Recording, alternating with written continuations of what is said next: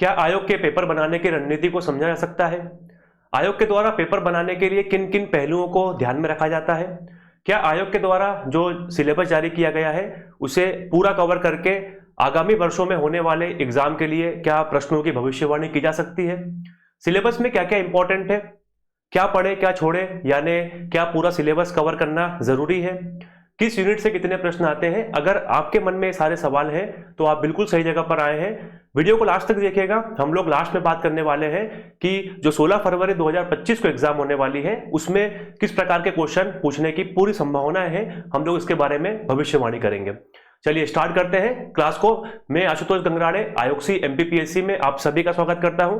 जैसा कि आप सभी जानते हैं कि एमपीपीएससी के द्वारा 2024 के लिए न्यू सिलेबस जारी किया गया था और उस न्यू सिलेबस के अकॉर्डिंग 2024 में ही एग्जाम कंडक्ट हुई थी। उस एग्जाम में किस यूनिट से किस टॉपिक से कितने प्रश्न आए थे उसका हम एक डिटेल एनालिसिस करेंगे और लास्ट में हम लोग बात करेंगे कि किस अब टॉपिक से क्वेश्चन पूछेगा आयोग। चलिए स्टार्ट करते हैं क्लास को बिना देर किए हुए। सबसे पहली यूनिट भारत का इतिहास। अगर हम देखें, ये मैंने एनालिसिस किया हुआ है पेपर ए यानी सेट ए को लेकर के।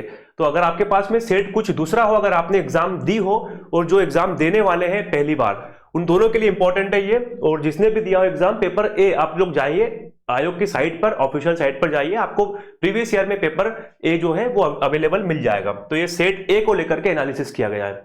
देखिए यूनिट 1 में सबसे पहले अगर देखें हम लोग, यूनिट 1 का सब टॉपिक 1 संकल्पना और विचार, ये सबसे इंपॉर्टेंट इस यूनिट का पोर्शन रहा है, जिसमें से अगर आप देखें तो 4 क्वेश्चन पूछे गए हैं। क्वेश्चन नंबर 66, 67, 69 और 70। आगे मैंने क्वेश्चन भी अपलोड किए हुए हैं।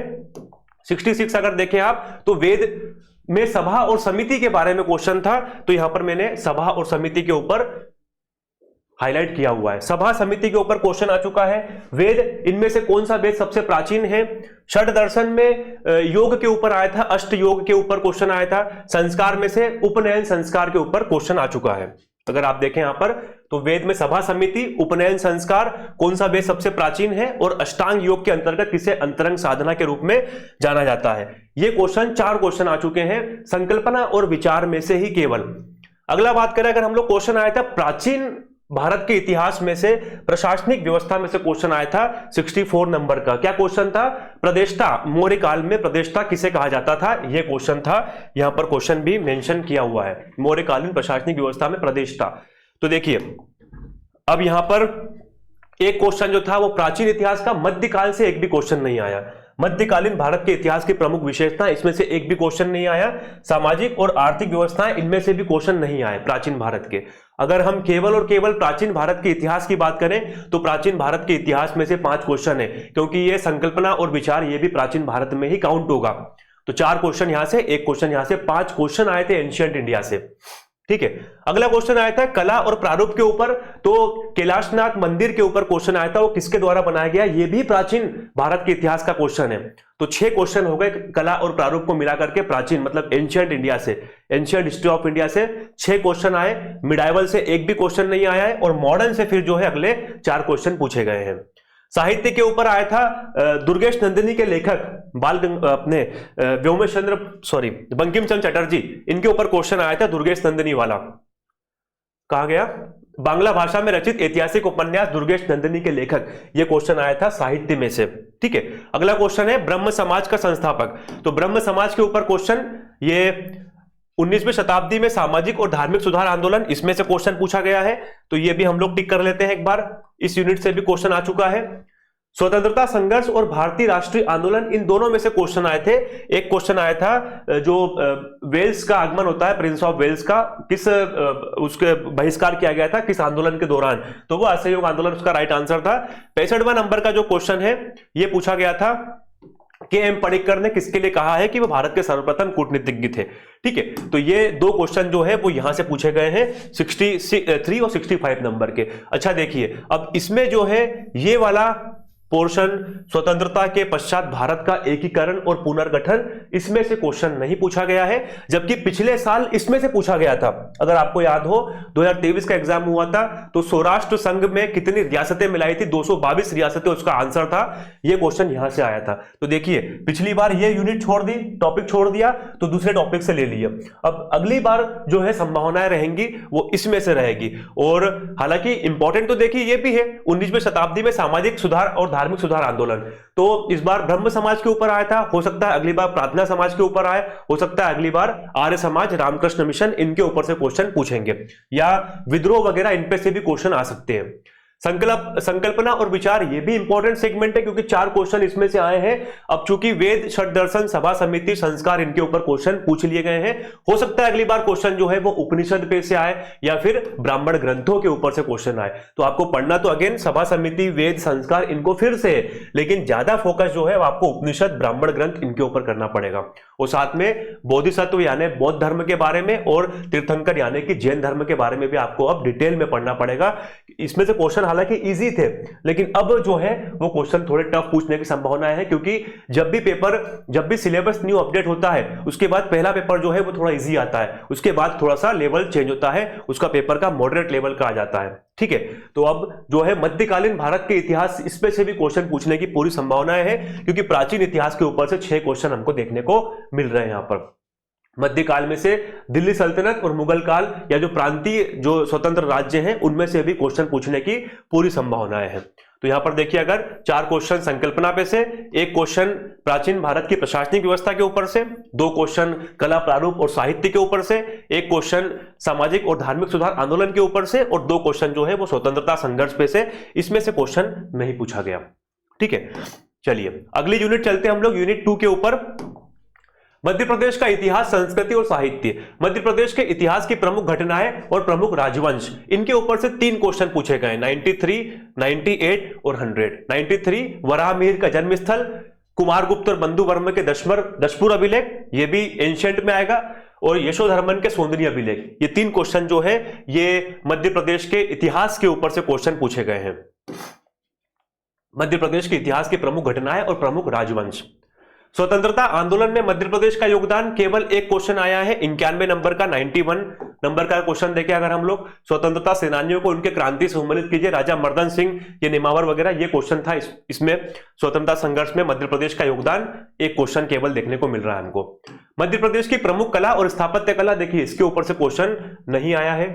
मध्य प्रदेश की प्रमुख जनजातियां और उनकी बोलियां, ये यूनिट 10 में हम कवर करेंगे, क्योंकि यूनिट 10 में इसके ऊपर पूरा एक यूनिट ही है, तो ये अननेसेसरी का ऐड किया हुआ है आयोग के द्वारा इस यूनिट में। अगर हम यूनिट भी देखें तो यूनिट भी छोटी होती जाएगी हमारे हिसाब से। देखिए भाई हम बताएं कैसे।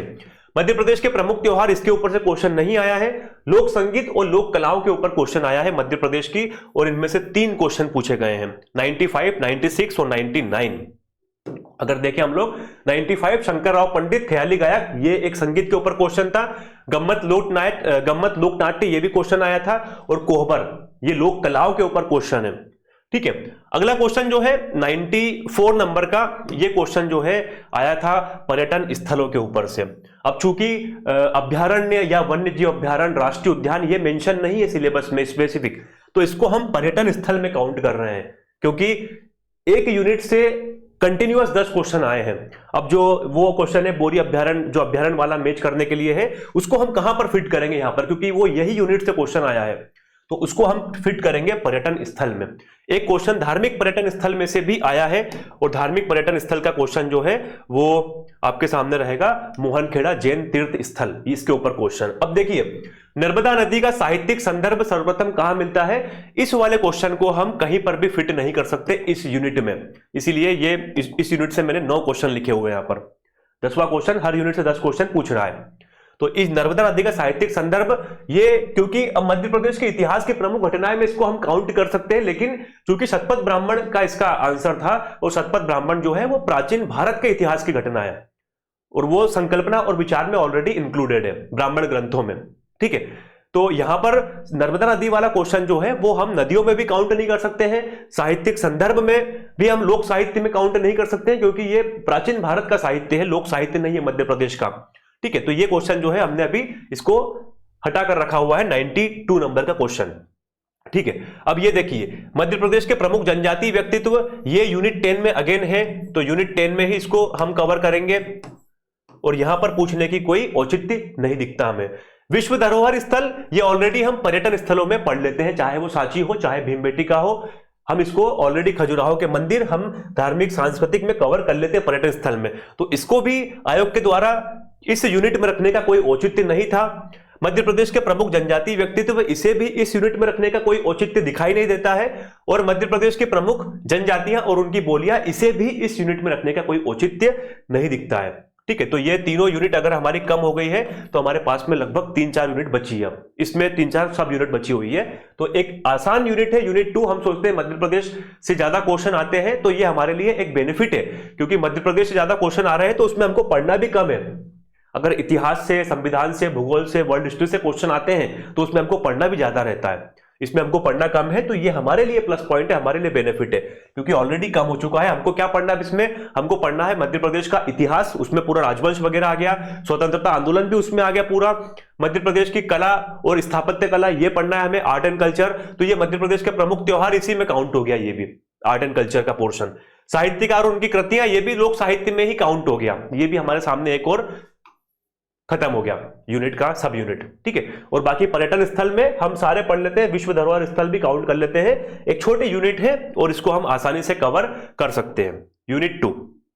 ठीक है, अगला अगर हम लोग देखें यूनिट 3 के ऊपर चले तो भारत का भूगोल। अब देखिए यहां पर ये भी यूनिट छोटी देखने को मिल रही है हमको, ज्यादा बड़ी यूनिट नहीं है।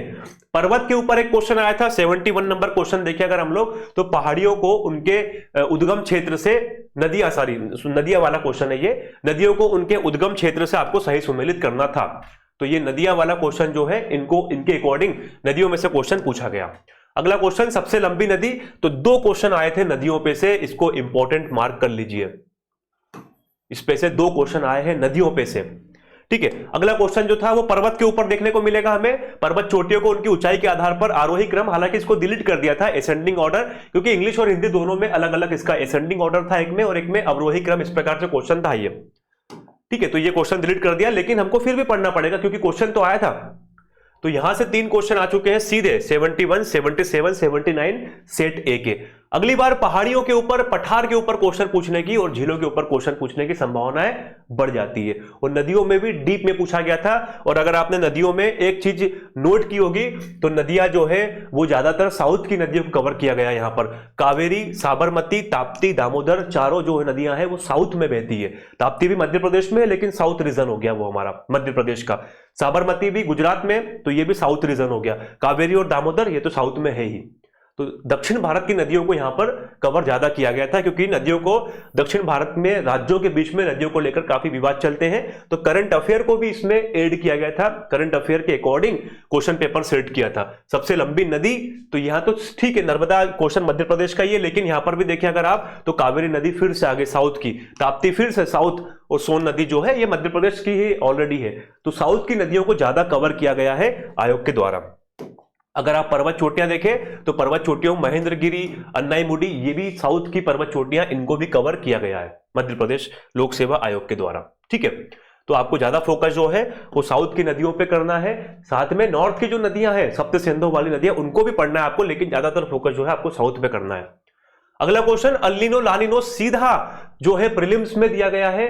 अल नीनो ला नीनो, तो इसके ऊपर क्वेश्चन बनना स्वाभाविक था, इसके ऊपर क्वेश्चन पक्का आएगा, और क्वेश्चन इस पे पूछा भी गया। जलवायु घटनाएं अल नीनो ला नीना, क्योंकि ये मेंस में भी हम इसको पढ़ते हैं, एमपीपीएससी का फेवरेट टॉपिक है अल नीनो ला नीनो। ठीक है, दक्षिणी दोलन, पक्षी विक्षोभ, जलवायु परिवर्तन के परिणाम, हालांकि ये तो मेंस के लिए है, प्रीलिम्स में इसमें से क्वेश्चन पूछने की संभावना बहुत कम रहती है। अगला क्वेश्चन, प्राकृतिक संसाधन, वन, खनिज। देखिए खनिज के ऊपर, अब भारत का भूगोल है, खनिज के ऊपर कौन सा क्वेश्चन आ चुका है, 72 और 74। अगर हम क्वेश्चन नंबर देखें, क्या है क्वेश्चन नंबर 72 और 74 हमारे सामने है, कोयले का निक्षेप। तो कोयले का निक्षेप देखिए यहां पर ये प्राकृतिक संसाधन में से क्वेश्चन आ गया, इसको भी हाईलाइट कर लीजिए, हाईलाइट नहीं हो पाया ये प्राकृतिक संसाधन। ठीक है, प्राकृतिक संसाधन कोयले के ऊपर से क्वेश्चन आया था, और खनिज पे क्वेश्चन आया था बॉक्साइट वाला, बॉक्साइट का राज्य सबसे ज्यादा भंडारण कहां रखता है। तो अगली बार क्वेश्चन जो है वो खनिज में से पूछने की संभावना पूरी देखने को मिल रही है हमें, और अब बॉक्साइड की जगह पर दूसरा कोई चीज खनिज पूछा जाएगा। ठीक है, अब यहां पर जल संसाधन, ये ऑलरेडी नदियों पे हम कवर कर लेते हैं इसको। अगला क्वेश्चन प्रमुख फसलें, फसलों के ऊपर से देखिए दो क्वेश्चन आए थे, 73 और 76 नंबर का क्वेश्चन। 73 क्या बोलता है, 73 बोलता है दाल के बारे में, और 76 बोलता है चावल के बारे में। तो दाल जो है वो उत्तर भारत की फेवरेट डिश, और चावल जो है वो दक्षिण भारत की फेवरेट डिश। अब इन उत्तर और दक्षिण भारत को मिला करके दाल चावल मध्य प्रदेश में पूछ लिए। ठीक है, तो दाल का भी आया, चावल का भी आया मध्य प्रदेश लोक सेवा आयोग में क्वेश्चन। ठीक है, तो फसलों में से दो क्वेश्चन पूछे गए हैं, तो हमारे लिए फसल इंपॉर्टेंट सेगमेंट हो जाता है, ये हमको पढ़ना पड़ेगा। खाद्य सुरक्षा, हरित क्रांति, देखिए अब यहां पर अगला क्वेश्चन जो है वो पूरी संभावना है हरित क्रांति के ऊपर से पूछने की। जो अलग अलग क्रांतियां जिनको हम जानते हैं, नीली क्रांति, गोल्डन क्रांति, सिल्वर क्रांति, इस प्रकार सिल्वर रिवॉल्यूशन, ये जो है ग्रीन रिवॉल्यूशन, हरित क्रांति, इनके ऊपर से अब क्वेश्चन पूछने की पूरी संभावना हमको देखने को मिल रही है। ऊर्जा के पारंपरिक और गैर पारंपरिक स्रोत, ये तो एक्चुअली में मेंस के लिए इंपॉर्टेंट सेगमेंट है। इसमें से क्वेश्चन अगर आ भी गया तो वो प्राकृतिक संसाधन में ही काउंट हो जाएगा। ठीक है, अगला भारत में प्राकृतिक खतरे, आपदाएं, ये क्वेश्चन जो है आपदाएं, अगेन ये भी मेंस के लिए इंपॉर्टेंट है। पहले मेंस में क्वेश्चन पूछा जाता था, लेकिन आपसे पूछ सकते हैं भोपाल ग्रेस त्रासदी कब हुई थी, इस प्रकार के क्वेश्चन आ सकते हैं आपके सामने कि कौन सी आपदा कहां पर होती है, कब होती है। ठीक है, भारत में प्रमुख चक्रवात, तो देखिए करंट को फिर से यहां पर 78 नंबर का क्वेश्चन पूछा गया। करंट को फिर से यहां पर ऐड किया गया, और करंट में देखिए यहां पर अगर आप क्वेश्चन नंबर देखें 78, कौन सा चक्रवात 2021 में भारत के पश्चिमी तट पर आया था। 2024 का पेपर है, लेकिन 2021 का क्वेश्चन पूछा गया। तो आपको सारे चक्रवात जो भी भारत में प्रीवियस ईयर्स में आ चुके हैं आपको पढ़ना पड़ेगा, सारे के सारे चक्रवात याद होने चाहिए। और चक्रवात में यह भी इंपॉर्टेंट, कौन सा पश्चिमी तट पर आया था, कौन सा पूर्वी तट पर आया था, किस चक्रवात ने किस राज्यों को सबसे ज्यादा प्रभावित किया, इनके ऊपर आपको क्वेश्चन पढ़ने पड़ेंगे। अगली बार क्वेश्चन पूछने की पूरी संभावना है यहां पर देखने को मिलेगी। 80 नंबर का क्वेश्चन था राज्यों में जनसंख्या घनत्व, तो यहां पर अगर आप देखें सिलेबस में तो जनसंख्या वृद्धि वितरण घनत्व के ऊपर सीधा क्वेश्चन पूछा गया। जनसंख्या वृद्धि के ऊपर नहीं आया, वितरण के ऊपर नहीं आया, ग्रामीण नगरीय प्रवास के ऊपर क्वेश्चन नहीं आया, घनत्व के ऊपर क्वेश्चन आया। तो अगली बार जो क्वेश्चन है वो जनसंख्या वृद्धि के ऊपर क्वेश्चन पूछने की पूरी संभावना हमको देखने को मिलेगी। तो ये 10 क्वेश्चन जो है वो किस प्रकार पूछे गए, पहले सब टॉपिक से 3 क्वेश्चन आए हैं, दूसरे वाले से केवल अल नीनो ला नीनो के ऊपर ही क्वेश्चन आया है। और ऑलरेडी क्योंकि ये प्रीलिम्स में इसमें से क्वेश्चन बन सकता है, मेंस के लिए इंपॉर्टेंट है बाकी तो ये। और प्राकृतिक संसाधन और खनिज के ऊपर से अगली बार फिर से क्वेश्चन पूछने की पूरी संभावना है, क्योंकि इस वाले यूनिट में हमको एक तो ये प्रीलिम्स के लिए दिख रहा है और एक ये प्रीलिम्स के लिए दिख रहा है, बाकी जो है और ये वाला सेगमेंट प्रीलिम्स के लिए इंपॉर्टेंट है, बाकी तो मेंस के लिए इंपॉर्टेंट है। बाकी हम ये तो पढ़ते ही है करंट वगैरह में, प्रमुख चक्रवात, इसको भी हम नदियां पर्वत झीलें इनमें काउंट कर लेते हैं अगर तो। ठीक है, चलिए यूनिट अगला देखें, अगर हम लोग हमारे सामने आती है यूनिट 4 मध्य प्रदेश का भूगोल। अभी हमने भारत का भूगोल देखा, अब देखते हैं हम लोग मध्य प्रदेश का भूगोल। 56 और 57 नंबर का क्वेश्चन वनोपज और पठार के ऊपर था। वनोपज में आई थिंक बांस का क्वेश्चन आया था, बांस का राष्ट्रीयकरण कब होता है और विंध्यन स्कॉर्पियन का दक्षिणी भाग क्या कहलाता है। ये पठारों के ऊपर क्वेश्चन और वनोपज के ऊपर क्वेश्चन ये पूछा गया है पिछले एग्जाम में। तो अगली बार जो है नदियों में नर्मदा नदी का साहित्यिक संदर्भ पूछा गया था, लेकिन वो यहां पर काउंट नहीं होगा क्योंकि वो यूनिट 2 का क्वेश्चन था। ठीक है, अगली बार जो है क्वेश्चन नदियों और पहाड़ियों के ऊपर पूछने की पूरी संभावना हमको देखने को मिल रही है। अगला जलवायु में ऋतुएं, तापमान, वर्षा। देखिए वर्षा पे क्वेश्चन जो है विगत वर्षों में हमको 2-3 बार देखने को मिल रहा है। वर्षा के ऊपर इस बार भी क्वेश्चन आया था, मध्य प्रदेश के दक्षिण पूर्वी भाग में अधिकांश वर्षा किसके द्वारा होती है। ये वाला क्वेश्चन हमें कंटिन्यूअस देखने को मिल रहा है दक्षिण पूर्वी भाग में। दक्षिणी भाग से उत्तर भाग की तरफ जाएंगे तो वर्षा के सेगमेंट में क्या होगा, अगर हम पश्चिम से पूर्व की तरफ जाएंगे तो वर्षा किस प्रकार से घटेगी या बढ़ेगी, ये क्वेश्चन भी पिछले एग्जाम्स में पूछ चुके हैं। तो ये वाला इंपॉर्टेंट सेगमेंट, लेकिन अब इसके ऊपर क्वेश्चन पूछने की संभावना हमको नहीं देखने को मिल रही है, क्योंकि अब जो है अगला क्वेश्चन तापमान के ऊपर हमें देखने को मिलेगा, वर्षा के ऊपर क्वेश्चन आ चुका है।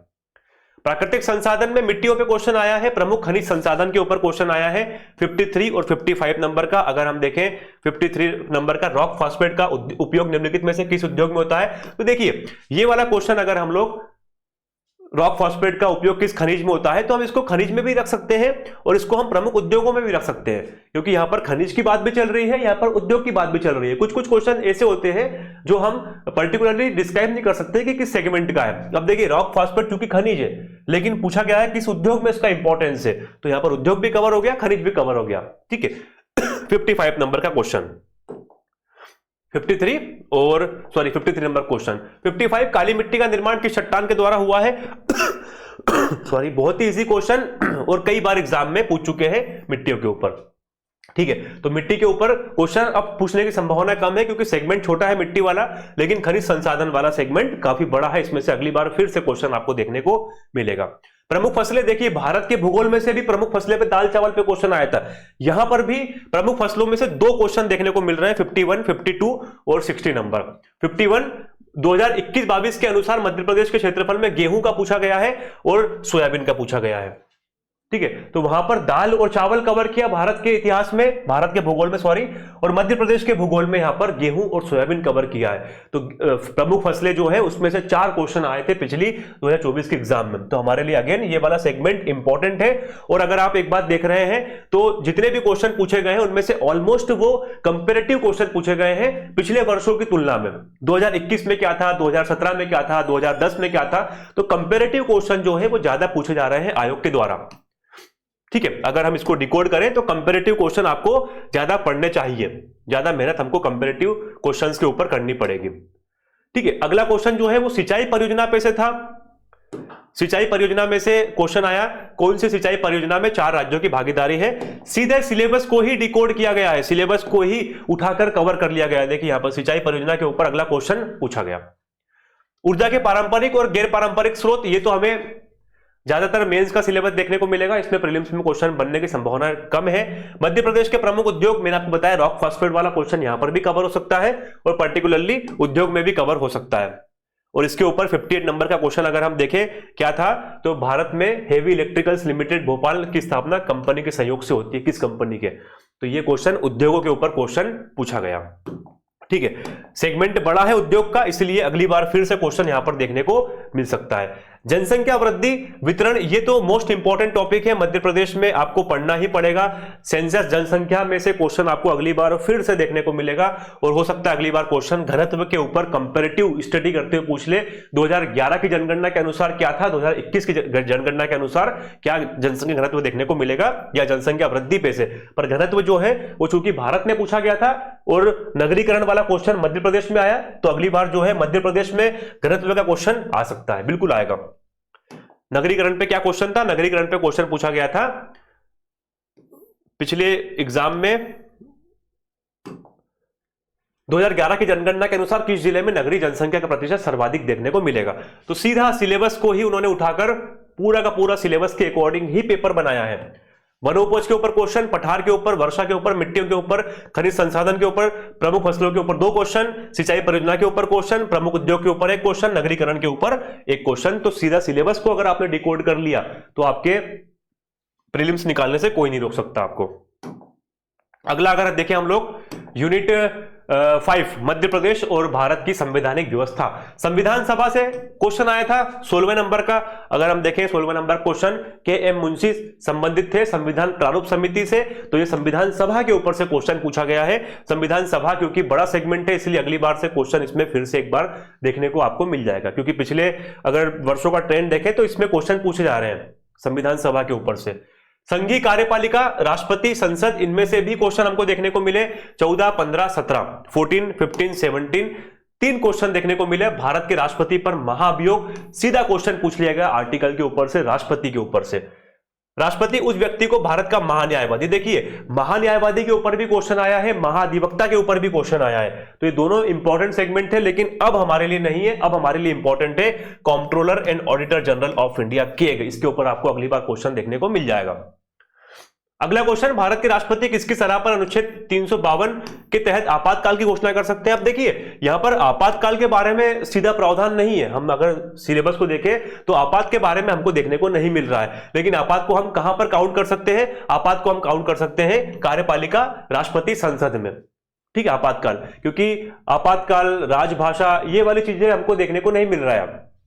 ठीक है, अगला क्वेश्चन जो है वो संवैधानिक संशोधन के ऊपर आया है। 13वें नंबर का क्वेश्चन अगर देखें हम लोग, कौन सा क्वेश्चन है, संविधान संशोधन के लिए कम से कम आधे राज्यों के विधानमंडलों के अनुसमर्थन की आवश्यकता होती है। संविधान संशोधन में से एक क्वेश्चन आ चुका है आपके सामने। ठीक है, तो अगली बार फिर से संविधान संशोधन, क्योंकि बड़ा सेगमेंट है, इसमें से अगली बार फिर से आपको क्वेश्चन देखने को मिलेगा। अब देखिए ये वाला क्वेश्चन जो है, इसको आप सर्वोच्च न्यायालय वाले में भी रख सकते हैं और इसको आप राज्य के डीपीएसपी और मौलिक अधिकारों में भी रख सकते हैं। तो ये वाला क्वेश्चन 11वें नंबर का क्वेश्चन जो है वो यहां पर भी काउंट हो सकता है, 11वें नंबर का क्वेश्चन, क्योंकि सुप्रीम कोर्ट का ही जजमेंट था इसमें और यहां पर भी मौलिक अधिकार और डीपीएसपी है, तो इसमें भी वो क्वेश्चन काउंट हो सकता है 11वें नंबर का। ठीक है, 11वें नंबर क्वेश्चन दोनों जगह पर काउंट हो सकता है। अब देखिए यहां पर नागरिकों के मौलिक अधिकार, डीपीएसपी, क्योंकि बड़ा सेगमेंट है इसलिए अगली बार फिर से आपको यहां पर क्वेश्चन देखने को मिलेगा। मौलिक अधिकारों पे से देखने को मिलेगा, राष्ट्रपति के ऊपर क्वेश्चन, संघीय कार्यपालिका के ऊपर क्वेश्चन, संसद के ऊपर क्वेश्चन अगली बार फिर से देखने को मिलेगा आपको। अब देखिए अगला क्वेश्चन जो था वो राष्ट्रीय संवैधानिक संस्था के ऊपर था। राष्ट्रीय संवैधानिक संस्था 12वें नंबर क्वेश्चन, आई थिंक निर्वाचन आयोग के ऊपर क्वेश्चन पूछा गया था, जहां तक मैं याद कर पा रहा हूं। मुख्य चुनाव आयुक्त, बिल्कुल निर्वाचन आयोग के ऊपर क्वेश्चन पूछा गया था पिछली बार।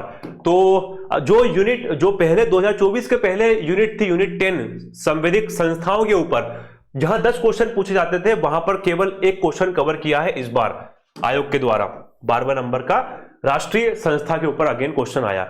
अगली बार फिर से आपको यहां पर से एक क्वेश्चन या दो क्वेश्चन, संख्या यहां पर बढ़ सकती है क्वेश्चनों की, आपको यहां पर फिर से एक या दो क्वेश्चन देखने को मिलेगा। ठीक है, इसके बाद ये तो हमारा संवैधानिक हो गया। अब यहां पर मध्य प्रदेश की बात करें स्पेसिफिक पर्टिकुलरली, तो मध्य प्रदेश की संवैधानिक व्यवस्था में 19वां नंबर का क्वेश्चन हमको देखने को मिलेगा। 19वां नंबर क्वेश्चन जो था वो महाअधिवक्ता के ऊपर क्वेश्चन था। कानूनी मामलों पर महाधिवक्ता का कर्तव्य होगा, और महाधिवक्ता, देखिए महान्यायवादी के ऊपर भी क्वेश्चन आया है, महाधिवक्ता के ऊपर भी क्वेश्चन आया है। तो अब इसको आप लोग या तो संस्थाओं में भी कवर कर सकते हैं या फिर इसे आप मध्य प्रदेश की संवैधानिक व्यवस्था में भी आप इसको कवर कर सकते हैं। तो अगली बार क्वेश्चन जो है वो बिल्कुल आपको देखने को मिलेगा मध्य प्रदेश के विधानसभा के ऊपर या मध्य प्रदेश के उच्च न्यायालय पे क्वेश्चन आ चुका है। 2023 के एग्जाम में 62 वर्ष की गई थी वो वाला क्वेश्चन, उच्च न्यायालय पूछा गया था। इस बार क्वेश्चन पूछ लिया यहां पर संवैधानिक व्यवस्था से, अगली बार पक्का आपसे क्वेश्चन पूछेगा विधानसभा, राज्यपाल या मंत्रिमंडल में से। तो इसको आपको कंटेस्ट करना पड़ेगा, कौन राज्यपाल कितने समय तक रह चुके हैं, कौन सी विधानसभा चल रही है, किस विधानसभा के कौन अध्यक्ष हैं, इनके बारे में क्वेश्चन आपको पूछने की संभावना पूरी देखने को मिलेगी। मध्य प्रदेश में त्रिस्तरीय पंचायती राज, देखिए मध्य प्रदेश का पंचायती राज नहीं पूछा यहां पर पूछा है भारत का पंचायती राज के बारे में। 20वें नंबर क्वेश्चन अगर देखें हम लोग तो क्या था क्वेश्चन, पंचायतों को सौंपी जाने वाली शक्तियां, अधिकार, जिम्मेदारी सूची है, ये क्वेश्चन पूछा गया है। तो अगली बार जो है वो क्वेश्चन पंचायतों के ऊपर आया था। अब जो 2025 में एग्जाम होगी उसमें क्वेश्चन जो है ये नगरीय प्रशासन के ऊपर आपको क्वेश्चन देखने को मिल जाएगा, क्योंकि पिछली 2023 में नगर पालिकाओं के ऊपर क्वेश्चन आया था, 2024 में पंचायती राज के ऊपर क्वेश्चन आया, अब 2025 में जो है वो नगरीय प्रशासन के ऊपर से अगेन फिर से क्वेश्चन देखने को मिलेगा। मध्य प्रदेश में सुशासन संस्थाओं में सीधा क्वेश्चन आया है, अटल बिहारी वाजपेयी नीति और पॉलिसी मेकिंग संस्थान कहां पर है, तो ये सीधा क्वेश्चन संस्थानों के ऊपर से, सुशासन के ऊपर से एक क्वेश्चन कवर कर लिया। तो अगर आप देखें तो कितना प्यारा आयोग ने इसको मेंटेन किया हुआ है, हर यूनिट से एक क्वेश्चन, मतलब हर टॉपिक से एक क्वेश्चन उसने पूछा है, अगर हम इसको डिकोड करें इस टाइप से तो ठीक है। तो अगली बार जो क्वेश्चन है वो राष्ट्रपति आपके लिए इंपॉर्टेंट, न्यायपालिका आपके लिए इंपॉर्टेंट, संविधान संशोधन आपके लिए इंपॉर्टेंट, मौलिक अधिकार, डीपीएसपी, मौलिक कर्तव्य आपके लिए इंपॉर्टेंट, राष्ट्रीय संवैधानिक संस्थाएं आपके लिए इंपॉर्टेंट है, और मध्य प्रदेश में मंत्रिमंडल, राज्यपाल, विधानसभा, ये वाला सेगमेंट इंपॉर्टेंट, और पंचायती राज और नगर पालिकाएं, अगली बार नगर पालिकाओं के ऊपर आपको क्वेश्चन मिल जाएगा। मध्य प्रदेश में सुशासन संस्थाएं, इसमें से भी एक क्वेश्चन आएगा। ठीक है, चलिए अब अगर हम लोग देखें यूनिट 5 के बाद यूनिट 6 भारत और मध्य प्रदेश की अर्थव्यवस्था के ऊपर, सबसे ज्यादा टफ जो यूनिट थी वो यही थी। इसमें से ही क्वेश्चन जो है वो ज्यादातर कंपैरेटिव आए हैं और मतलब तुलनात्मक क्वेश्चन आए हैं, तो थोड़ा सा टफ हो जाता है ये हमें पढ़ना। अगर देखें हम लोग 37 नंबर का क्वेश्चन, यहां पर 2022-23 में मध्य प्रदेश और भारत की प्रति व्यक्ति आय के अग्रिम अनुमानों की स्थिर 2011-12 की कीमतों में तुलना करने पर हम पाते हैं। देखिए अगेन क्वेश्चन आ गया कंपैरेटिव, तुलनात्मक क्वेश्चन, ठीक है, तो थोड़ा सा टफ यूनिट थी ये वाली। अगला क्वेश्चन अगर देखें हम लोग तो हमारे सामने शिक्षा के ऊपर क्वेश्चन आया है 36 नंबर का। अगर देखें हम शिक्षा, समग्र शिक्षा अभियान निम्नलिखित में से किस योजनाओं के एकीकरण से उभरा है।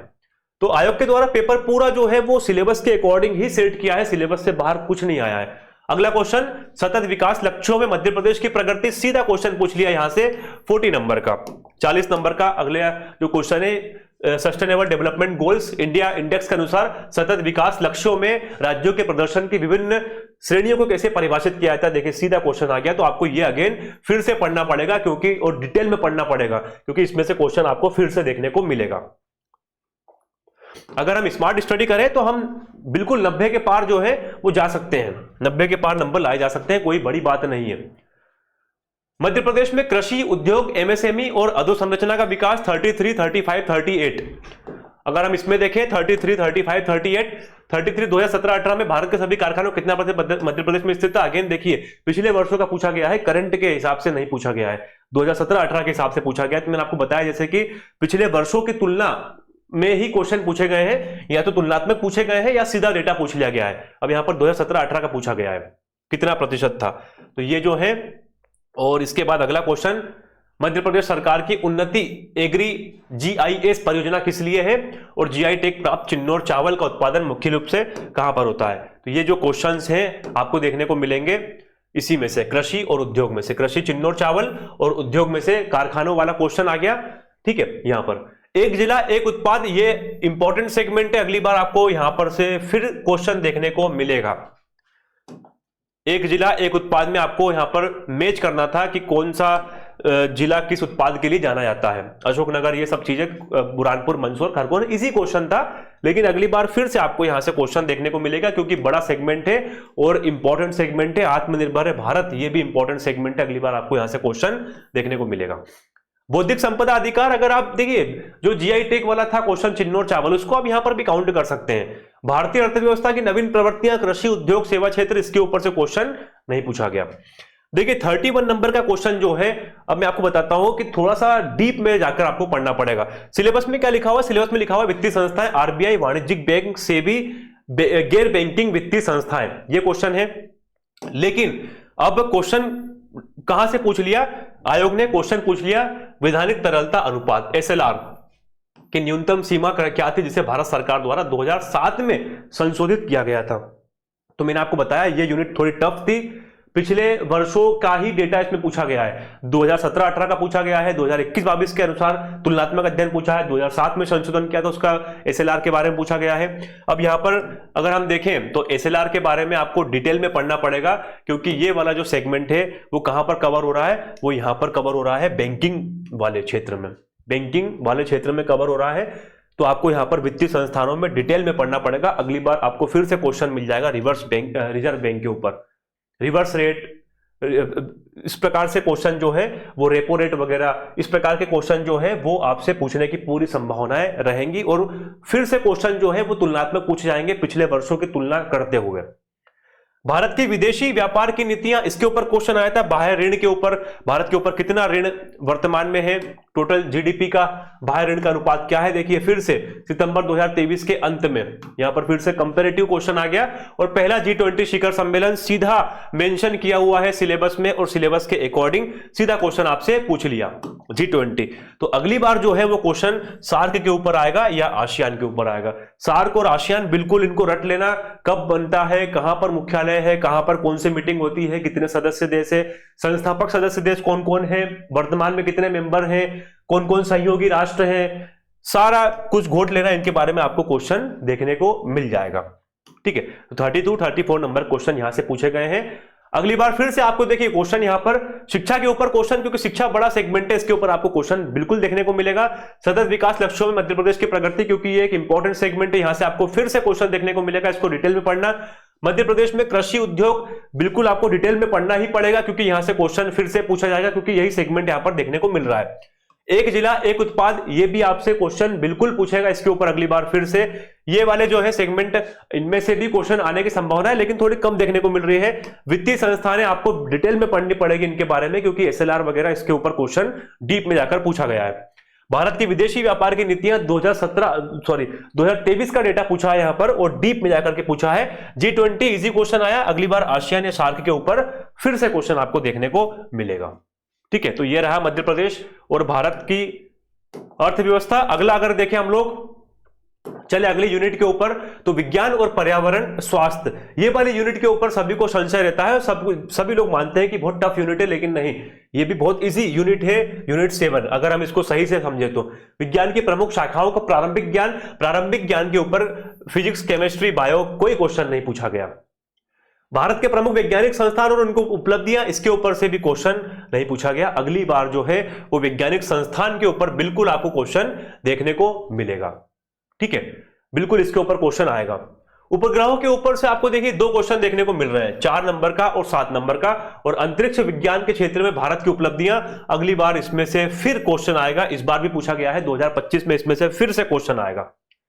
4 नंबर 7 नंबर देखें अगर हम लोग, तो 2017 में इसरो ने सैटेलाइट लॉन्च किए थे, उपग्रह में आ गया, और मंगल ग्रह के लिए अंतरिक्ष में उपलब्धि भारत की क्या है, सीधा पूछा है मंगल ग्रह के लिए। मंगल ग्रह क्योंकि इंपॉर्टेंट, देखिए अंतर्ग्रही मिशन किस वर्ष में सफलतापूर्वक लॉन्च किया था, पुराना डेटा पूछा है, यहां पर करंट का पूछा नहीं है। यहां पर भी अगर देखें 2017 का पूछा है, करंट से इसको रिलेट नहीं किया है उपग्रह को, जबकि ये वाला जो सेगमेंट है, यूनिट जो हम देख रहे हैं 7, ये ज्यादातर करंट से रिलेट करके ही इसमें से क्वेश्चन पूछने की संभावना रहती है। पिछली बार 2024 के पेपर में डेटा जो है वो ओल्ड यूज किया है, अब इस बार जो एग्जाम में है वो करंट से रिलेट करके क्वेश्चन पूछे जाएंगे बिल्कुल। तो उपग्रह कौन से कब लॉन्च किए हैं, इसरो की क्या उपलब्धियां है, डीआरडीओ क्या उपलब्धियां है, इनके बारे में आपको बिल्कुल रट लेना है, इसमें से क्वेश्चन अगला देखने को बिल्कुल मिल जाएगा। मानव शरीर की रचना, ग्रीवा कशेरुकी के ऊपर से क्वेश्चन आया था 6 नंबर का। तो मानव शरीर की रचना के ऊपर से ग्रीवा कशेरुकियों की संख्या कितनी होती है, अगली बार से आपको फिर से इसमें से क्वेश्चन देखने को मिलेगा। मानव शरीर रचना मतलब बेसिक अपनी बॉडी का आपको स्ट्रक्चर पता होना चाहिए, कितनी हड्डियां होती है, सबसे बड़ी हड्डी कौन सी, सबसे छोटी हड्डी कौन सी मांसपेशी मसल सबसे बड़ी होती है, कितने ऑप्टिक नर्व होती है, इस टाइप के आपको क्वेश्चन, नर्व्स वगैरह के ऊपर question, kidney, excretory system, digestive system, इसके ऊपर आपको पढ़ना पड़ेगा। तो मानव शरीर की रचना के ऊपर से अगली बार फिर से आपको क्वेश्चन देखने को मिलेगा बिल्कुल। पोषण आहार, पोषक तत्व, कुपोषण, देखिए एक क्वेश्चन जो पूछा गया है, ये दालों का सेवन ज्यादा करने से, किस दाल का लगातार सेवन करने से लेथाइरिज्म नामक रोग हो जाता है। अब देखिए ये वाला क्वेश्चन हम रोग में इसको इंक्लूड करेंगे, लेकिन रोग में कहां पर कर सकते हैं, क्योंकि यहां पर संक्रामक रोग के बारे में है, संक्रामक रोग तो है नहीं, चूंकि ये कॉन्टेजियस डिजीज नहीं है, तो इसको हम लोग कुपोषण में कंटिन्यू इसको काउंट करेंगे। क्यों? क्योंकि कुपोषण क्या होता है, कुपोषण मतलब या तो पोषण कम मिल रहा है या तो पोषण बहुत ज्यादा मिल रहा है, ठीक है। कुपोषण मतलब यही नहीं होता है कि कम पोषण मिलना, कुपोषण का मतलब पोषण का बिगड़ जाना। अब पोषण का बिगड़ जाना 2 कंडीशन में हो सकता है, या तो कम मिल रहा है, ज्यादा मिल रहा है। क्वेश्चन यहां पर ज्यादा के ऊपर पूछा गया है, तो हम इसको पोषण में कवर करेंगे। ये वाला सेगमेंट जो है वो अगली बार क्वेश्चन यहां से पूछने की संभावना थोड़ा कम देखने को मिलेगी, क्योंकि सेगमेंट थोड़ा छोटा है। अनुवांशिक रोग के ऊपर, सिकल सेल अनीमिया, ये क्वेश्चन इसके ऊपर बिल्कुल अगली बार भी पूछा जाएगा, अनुवांशिक रोग के ऊपर, क्योंकि सेगमेंट बड़ा है। मनुष्य में गुणसूत्रों की संख्या 21 की ट्राइसोमी के कारण होने वाले विकार रोग कौन सा है, अगली बार आपको क्वेश्चन फिर से देखने को मिलेगा अनुवांशिक रोग या सिकल सेल अनीमिया के ऊपर। ये आप लोग बिल्कुल इसको रट लेना, ये क्वेश्चन आएगा। स्वास्थ्य नीति के ऊपर सीधा क्वेश्चन पूछा गया है, स्वास्थ्य नीति के ऊपर अगला क्वेश्चन जो है, अगर देखें हम राष्ट्रीय स्वास्थ्य नीति 2017 में सीधा क्वेश्चन पूछ लिया गया है स्वास्थ्य नीति के ऊपर, ठीक है। अगली बार जो है क्वेश्चन आपको बिल्कुल पूछने की संभावना है संक्रामक रोग के ऊपर, क्योंकि एक रोग पूछ लिया है यहां पर लिथाइरिज्म रोग, अब संक्रामक रोग के ऊपर क्वेश्चन आएगा यहां पर से। सतत विकास की अवधारणा और एसडीजी, ये क्वेश्चन यहां पर भी पूछा गया है। मध्य प्रदेश का जो हमने देखा था, मध्य प्रदेश का अर्थव्यवस्था, उसमें भी क्वेश्चन यहां से पूछा गया था 9th नंबर का। तो अगर 9th नंबर का क्वेश्चन देखें हम, सीधा जंप करें 9वें नंबर का क्वेश्चन, सस्टेनेबल डेवलपमेंट गोल, सीधा क्वेश्चन आया है। इंडिया इंडेक्स 2018 के अनुसार एसडीजी 1, 2 और 9 दर्शाते हैं, तो आपको एसडीजी पूरे रटने पड़ेंगे। 17 जो एसडीजी है, सस्टेनेबल डेवलपमेंट गोल्स, वो पूरे के पूरे पढ़ने पड़ेंगे, चाहे वो यूनाइटेड नेशंस के हो, चाहे वो नीति आयोग के हो, चाहे वो मध्य प्रदेश सरकार के हो, आपको पूरे याद करने पड़ेंगे, ठीक है। अगला जो अगर देखें हम लोग इसमें, क्योंकि यूनिट बड़ी है, ये वाली सबसे बड़ी यूनिट अगर हम देखें तो यही है, पर्यावरणीय कारक, पारिस्थितिकी तंत्र और जैव विविधता। पर्यावरणीय कारक में ओजोन परत का आया था क्वेश्चन, पारिस्थितिकी तंत्र में से भी क्वेश्चन आया है। सीधा ओजोन परत की मोटाई को किसमें नापते हैं, डॉप्सन में। एक जलीय पारिस्थितिकी तंत्र के ऊपर क्वेश्चन आया है। अब देखिए अगली बार जो क्वेश्चन आएगा वो जैव विविधता, बायोडायवर्सिटी के ऊपर क्वेश्चन बिल्कुल पूछेगा। प्रदूषण के ऊपर जल प्रदूषण निवारण अधिनियम, देखिए प्राकृतिक आपदाएं प्रबंधन, ये हमने देखा पिछली यूनिट में, यूनिट शायद 2 है, उसमें भी देखने को मिला था हमको ये वाला सेगमेंट। तो ये वाला सेगमेंट में से यहां से क्वेश्चन पूछने की संभावना थोड़ी कम देखने को मिल रही है। प्रदूषण के ऊपर चूंकि क्वेश्चन आ चुका है तो प्राकृतिक आपदा पे अगली बार क्वेश्चन दिख सकता है, हमको देखने को मिल सकता है। ठीक है, जैव विविधता के ऊपर अगली बार क्वेश्चन आपको देखने को मिलेगा। बाकी आपको मानव शरीर रचना जो है ये पढ़नी पड़ेगी डिटेल में, डाइजेस्टिव सिस्टम, नर्वस सिस्टम, ये आपको डिटेल में पढ़ने पड़ेंगे। भारत के प्रमुख वैज्ञानिक संस्थान, इसके ऊपर क्वेश्चन नहीं पूछा गया है, तो अगली बार जो है वो इसके ऊपर से क्वेश्चन पूछने की पूरी संभावना देखने को मिल रही है। पोषण कुपोषण इसके ऊपर इस बार पूछ लिया गया है सब, चूंकि क्वेश्चन तो इस बार क्वेश्चन रिलेट करके अब संक्रामक रोग के ऊपर पूछा जाएगा 2025 में। अनुवांशिक रोग के ऊपर क्वेश्चन आ चुका है, सिकल सेल अनीमिया पे क्वेश्चन नहीं पूछा गया है, इसलिए वापस से अनुवांशिक रोग में या तो सिकल सेल अनीमिया भी पूछ सकते हैं या फिर अनुवांशिक रोग के ऊपर भी क्वेश्चन आपको देखने को मिलेगा। स्वास्थ्य नीति के ऊपर क्वेश्चन आ चुका है, तो अब थोड़ा सा स्वास्थ्य नीति के ऊपर क्वेश्चन पूछने की संभावनाएं कम दिखाई दे रही है। सतत विकास की अवधारणा, इस पे से क्वेश्चन आपको फिर से देखने को मिलेगा, क्योंकि इंपॉर्टेंट सेगमेंट है ये, आपको इसको पढ़ना ही पड़ेगा। बाकी जैव विविधता के ऊपर क्वेश्चन आएगा और प्रदूषण के ऊपर क्वेश्चन आपको नहीं आएगा, और प्राकृतिक आपदा के ऊपर ज्यादा क्वेश्चन पूछने की संभावनाएं बढ़ जाती है। ठीक है, अगला अगर देखें हम लोग अंतरराष्ट्रीय समसामयिकी घटनाएं, राष्ट्रीय, देखिए इंटरनेशनल भी है, नेशनल लेवल के भी है, मध्य प्रदेश लेवल की भी है। इंटरनेशनल लेवल के 3 क्वेश्चन पूछे हैं, नेशनल लेवल के 3 क्वेश्चन पूछे हैं, और 4 क्वेश्चन जो है वो मध्य प्रदेश लेवल के पूछे हैं। तो देखिए आयोग ने कितना प्यारा पेपर सेट किया हुआ है, सभी चीजों को उसने मेंटेन करके रखा हुआ है। अगर आप देखें स्पोर्ट्स यानी गेम्स में से, स्पोर्ट्स में से 3 क्वेश्चन पूछे गए हैं, स्पोर्ट्स में से सॉरी 2 क्वेश्चन पूछे हैं स्पोर्ट्स में से। अगर आप देखें अवार्ड्स में से 3 क्वेश्चन पूछे गए हैं, स्पोर्ट्स में से 2 क्वेश्चन पूछे गए हैं, अपॉइंटमेंट यानी नियुक्तियों में से 2 क्वेश्चन पूछे हैं, अपॉइंटमेंट में 2 क्वेश्चन पूछे हैं, एक तो राज्यसभा वाला और एक लोकपाल वाला, 2 क्वेश्चन सीधे आए अपॉइंटमेंट में से। एक क्वेश्चन स्थापना में से पूछे गए हैं, स्थापना, जियो पार्क की स्थापना। एक क्वेश्चन इंटरनेशनल, मतलब जो हम देखते हैं डेटा, सबसे पहला सबसे बड़ा विविध, मतलब मिसलेनियस में से क्वेश्चन पूछे गए हैं, सबसे पहली वैदिक घड़ी। तो ये देखिए आप कितना प्यारा आयोग ने इसको पूरा सेटलमेंट किया हुआ है, सारे सेगमेंट कवर कर दिए हैं, सारे सेगमेंट। जैसे अवार्ड्स पे से देखें 3 क्वेश्चन 81, 82, 88। इंटरनेशनल अवार्ड के ऊपर से भी क्वेश्चन पूछा है, नेशनल अवार्ड के ऊपर से भी क्वेश्चन पूछा है, और एक क्वेश्चन जो है वो मध्य प्रदेश के अवार्ड के ऊपर भी कवर किया हुआ है। अगर आप देखें तो नोबेल पुरस्कार के बराबर माना जाता है इंटरनेशनल अवार्ड, एक क्वेश्चन इंटरनेशनल अवार्ड के ऊपर आ गया। FIDE कैंडिडेट टूर्नामेंट जीतने वाले सबसे कम उम्र के खिलाड़ी, एक क्वेश्चन स्पोर्ट्स पे से आ गया। यहां पर अगर आप देखें अगेन स्पोर्ट्स में से क्रिकेट के ऊपर एक क्वेश्चन आ गया, स्पोर्ट में 2 क्वेश्चन हो गए। रानी दुर्गावती श्री अन्य प्रोत्साहन योजना के ऊपर से एक क्वेश्चन आ गया। सारे सेगमेंट कवर किए हुए हैं। राष्ट्रपति द्वारा अपॉइंटमेंट, नियुक्ति के ऊपर से क्वेश्चन आ गया, नामित किया गया है। लोकपाल के रूप में किसे नियुक्त किया गया है, आयोग में से भी क्वेश्चन आ गया, और साथ में नियुक्ति भी कवर हो गई, साथ में करंट अफेयर भी कवर हो गया। मध्य प्रदेश के पेरा कैनो खिलाड़ी कौन है जिन्हें 2023 में अर्जुन पुरस्कार, देखिए अब मध्य प्रदेश भी कवर हो गया, अर्जुन पुरस्कार, नेशनल अवार्ड भी कवर हो गया, करंट अफेयर भी कवर हो गया।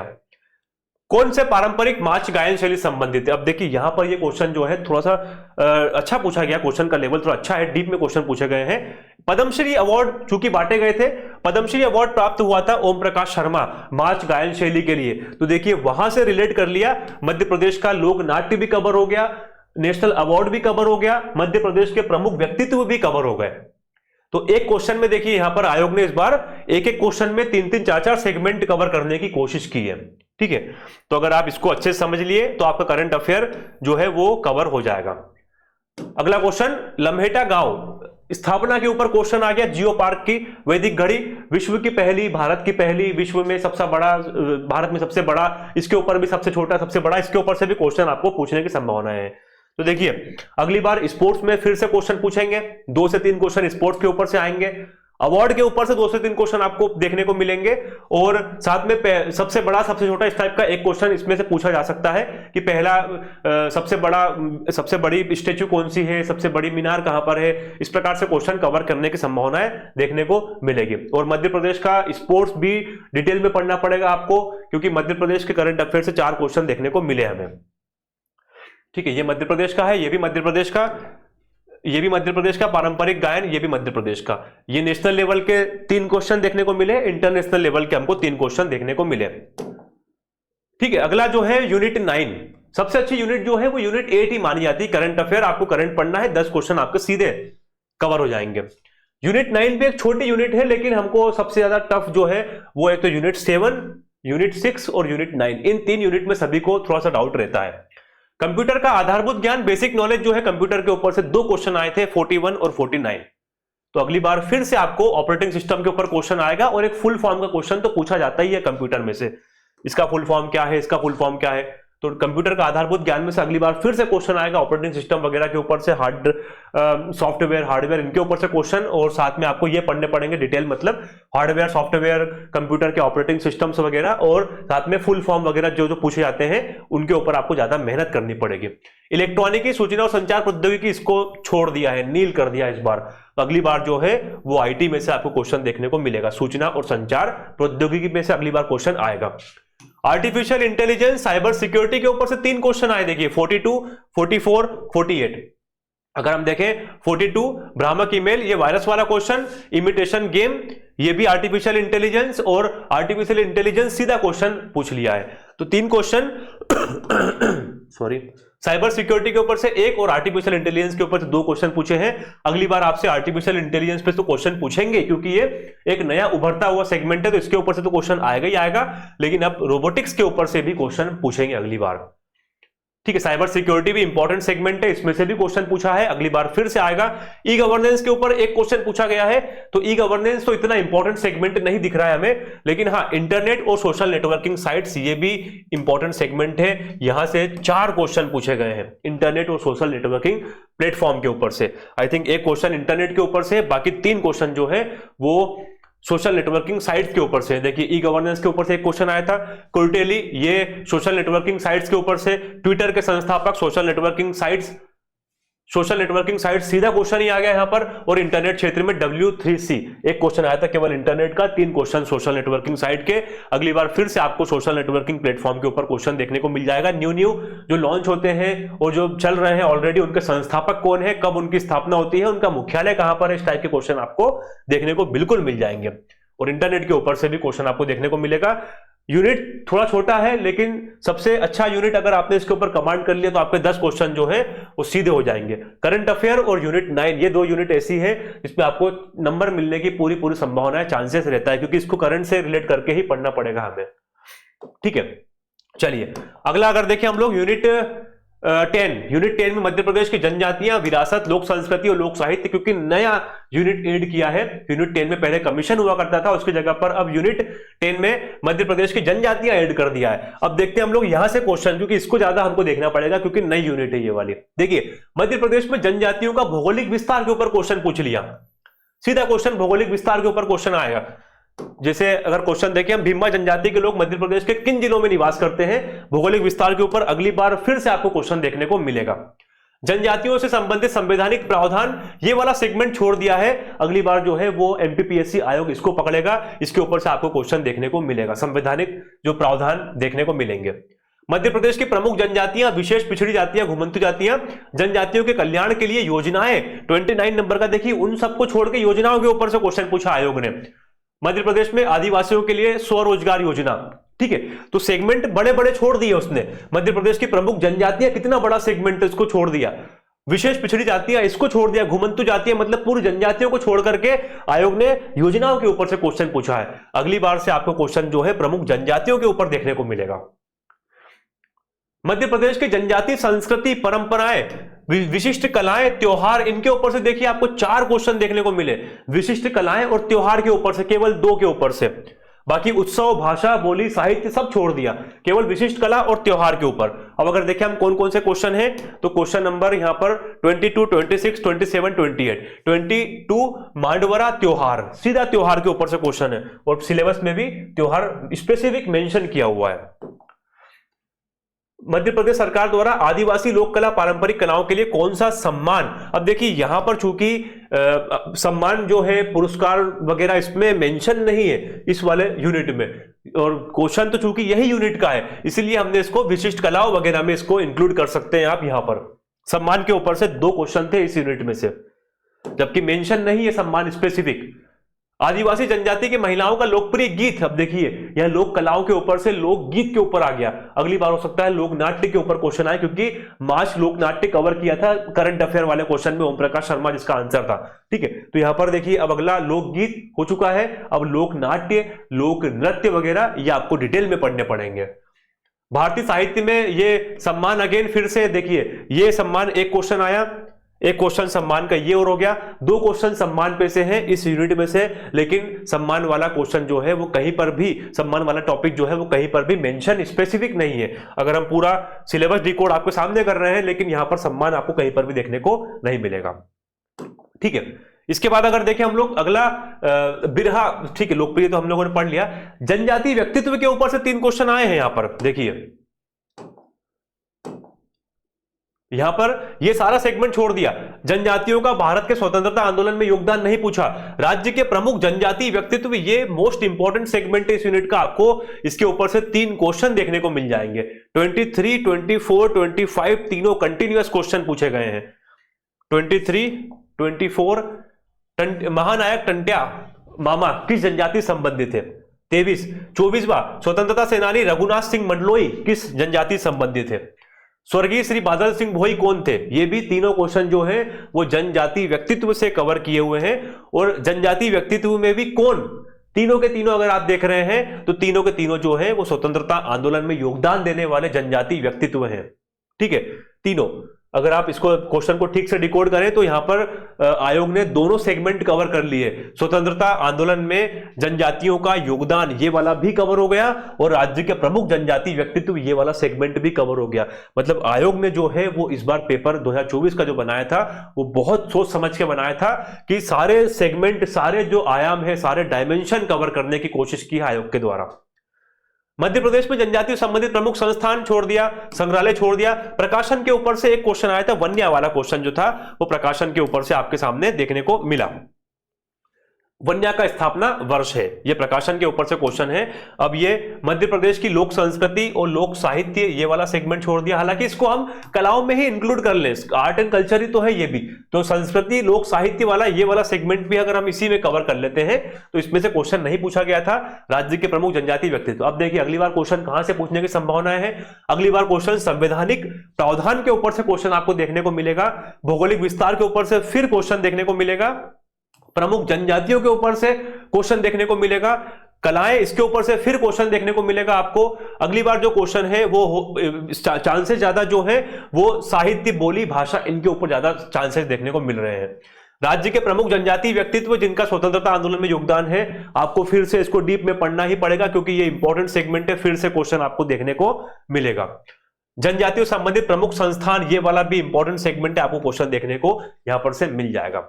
तो इस प्रकार से अगर हम डिकोड करें सारे के सारे सिलेबस को, तो इस प्रकार से अगर हमको इंपॉर्टेंट सेगमेंट मैंने आपको बता दिए हैं, कौन कौन से कवर करना है, कौन कौन से आपको छोड़ना है, क्या पढ़ें क्या छोड़ें, क्या क्या इंपॉर्टेंट है, ये सारे के सारे सेगमेंट हम लोगों ने एक ही वीडियो में कवर किए हुए हैं।